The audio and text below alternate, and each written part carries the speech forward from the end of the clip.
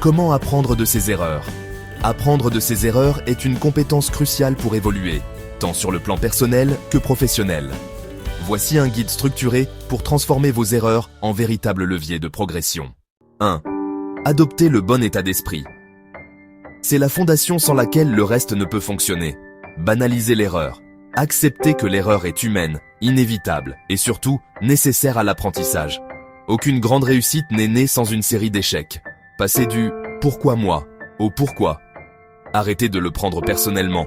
Au lieu de voir l'erreur comme une attaque contre votre valeur, état d'esprit fixe, voyez-la comme un problème à résoudre.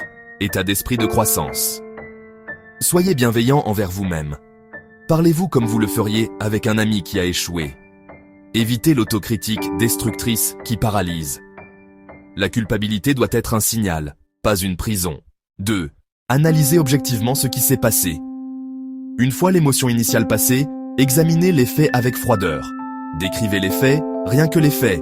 Notez objectivement ce qui est arrivé, sans jugement.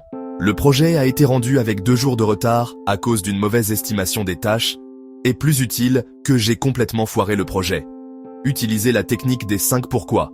Pour trouver la cause racine, posez-vous plusieurs fois la question « Pourquoi ?» Exemple. 1. Pourquoi le projet est-il en retard? Parce que j'ai mal estimé le temps nécessaire. 2. Pourquoi avez-vous mal estimé? Parce que je n'avais jamais fait ce type de tâche auparavant. 3. Pourquoi n'aviez-vous pas anticipé cela? Parce que je n'ai pas demandé d'aide à un collègue expérimenté. 4. Pourquoi n'avez-vous pas demandé d'aide? Parce que je ne voulais pas passer pour incompétent. 5. Pourquoi cette crainte? Parce que la culture ici n'encourage pas à montrer ses difficultés. La cause racine n'est plus la mauvaise estimation, mais une culture d'équipe qui ne permet pas de demander de l'aide. 3. En tirer des leçons concrètes et agir. C'est la phase la plus importante. Transformer l'analyse en changement. Formuler la leçon principale. Résumer l'enseignement en une phrase. Exemple. Pour les tâches nouvelles, je dois impérativement consulter un expert et ne pas rester seul avec mes incertitudes. Élaborer un plan d'action précis. Que ferez-vous différemment la prochaine fois? Soyez concret. Mauvais plan. Je vais mieux estimer mon temps. Bon plan. Lors de mon prochain projet. 1. Je identifierai les tâches à risque. 2. Je planifierai une réunion avec nom du collègue pour en discuter. 3. J'ajouterai 20% de temps tampon à mon planning pour ces tâches. Partagez l'apprentissage. Si l'erreur concerne une équipe, partagez votre analyse. Cela vous responsabilise, crée de la confiance et permet à tout le monde d'avancer.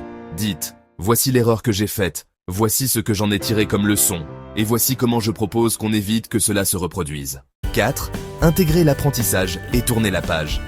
Cessez de ruminer. Une fois la leçon tirée et le plan d'action défini, il est temps de passer à autre chose. Ressasser l'erreur est contre-productif. Célébrez la progression. Félicitez-vous, non pas d'avoir échoué, mais d'avoir eu le courage d'apprendre de votre échec. Chaque erreur surmontée est une preuve de résilience. Documentez vos apprentissages. Tenez un journal des erreurs ou des leçons apprises. Cela vous permet de voir votre progression sur le long terme et de ne pas répéter les mêmes erreurs. Un processus rapide en 3 questions. La prochaine fois que vous ferez une erreur, demandez-vous simplement « Qu'est-ce qui s'est passé ?» Description objective « Qu'est-ce que je peux en apprendre ?» Leçon principale « Que vais-je faire différemment la prochaine fois ?» Plan d'action concret. En résumé, une erreur n'est pas un échec. L'échec, c'est de ne rien apprendre de cette erreur. En adoptant cette démarche proactive, vous transformez chaque revers en une étape indispensable vers votre réussite.